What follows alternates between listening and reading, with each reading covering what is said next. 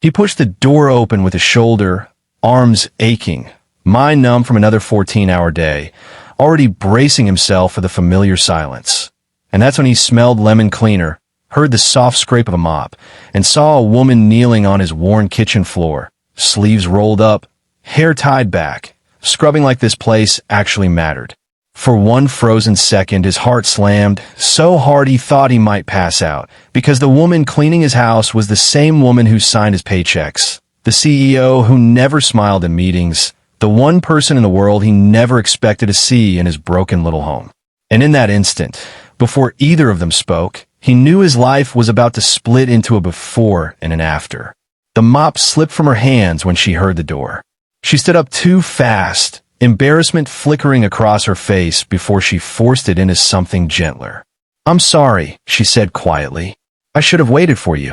Daniel didn't answer. He just stared. His eyes moved from the clean counter, usually cluttered with unpaid bills, to the neatly stacked toys in the corner, to the framed crayon drawing on the wall that said "Best Dad Ever." His voice finally came out rough. "Miss Harper, why are you here?" She swallowed, glanced around as if the walls themselves might judge her. "Because you wouldn't let me help any other way." That hurt more than he expected. He had turned down her offer of flexible hours 3 times, refused the bonus she tried to slip into his paycheck, insisted he was fine even when exhaustion had hollowed him out. "You shouldn't be here," he said, softer now. "This isn't your problem." Her eyes met his, and for the first time since he'd known her, they were wet. "It is," she whispered. "It's been my problem for a long time." Daniel sank into the chair by the door, the one leg still wobbly no matter how many times he fixed it. His hand shook. "You don't understand," he said. "I don't need pity." "This isn't pity," she replied, voice steady but fragile at the edges. "It's gratitude." That made him laugh once, bitter and short. "For what?" "I'm just an employee." She shook her head. "You're the man who stayed late to finish a report so the team wouldn't miss a deadline. The father who takes calls from school and still shows up early the next morning. The person who didn't know I was watching when you gave your lunch to the security guard who forgot his." Daniel looked away. "That doesn't explain this." She walked past him and gently straightened a crooked photo frame on the shelf. Inside it was a picture of a little girl with bright eyes and missing teeth. "Her name's Lily, right?" she asked softly. His throat tightened. "Yeah."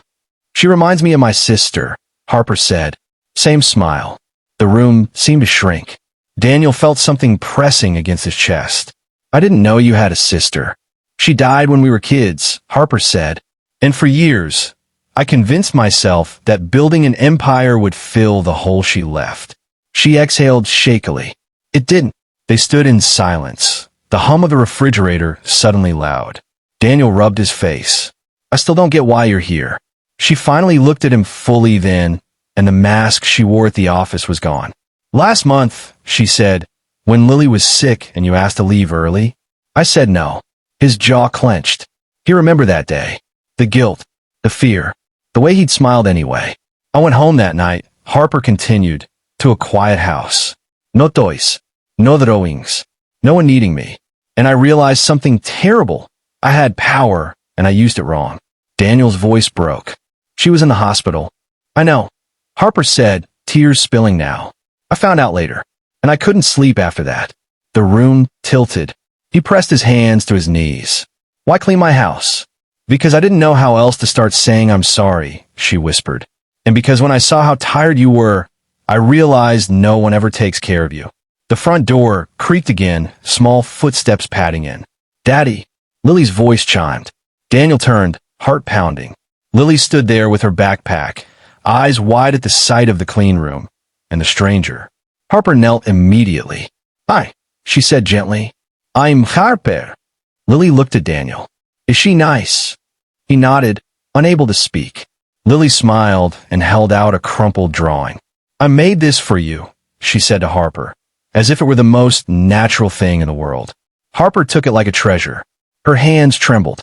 "Thank you," she whispered. That's when Daniel broke. He covered his face, shoulders shaking, years of swallowed fear and pride spilling out. He cried for the nights he'd gone to bed hungry, so Lily wouldn't. For the mornings he'd smiled when he wanted to collapse. For the moment, he realized he wasn't invisible after all. He expected Harper to step back, uncomfortable. Instead, she stayed, quietly finishing the dishes, folding laundry with careful respect, never once acting like she owned the place. Later, they sat at the small table, Lily between them, chattering about school. "I want to help," Harper said when Lily ran off to play. "Not like this forever, but properly." Daniel wiped his eyes. "I don't want special treatment." She nodded. "Then let's change the system so no one needs it." In the weeks that followed, policies shifted. Flexible hours became normal. Emergency leave became automatic. Bonuses were transparent. Harper listened more. Daniel worked hard, but not to the point of breaking. Lily laughed more. One evening, months later, Daniel came home again, but this time to Lily's laughter and the smell of dinner. Harper stood at the stove, sleeves rolled up, smiling without apology. "You don't have to clean," he said softly. "I know," she replied. "I just like being here." Daniel looked around his once broken home, now filled with warmth, and understood the truth he'd been too tired to see before. Sometimes the strongest leaders kneel first, and sometimes help arrives not to shame you, but to remind you that you were never meant to carry everything alone.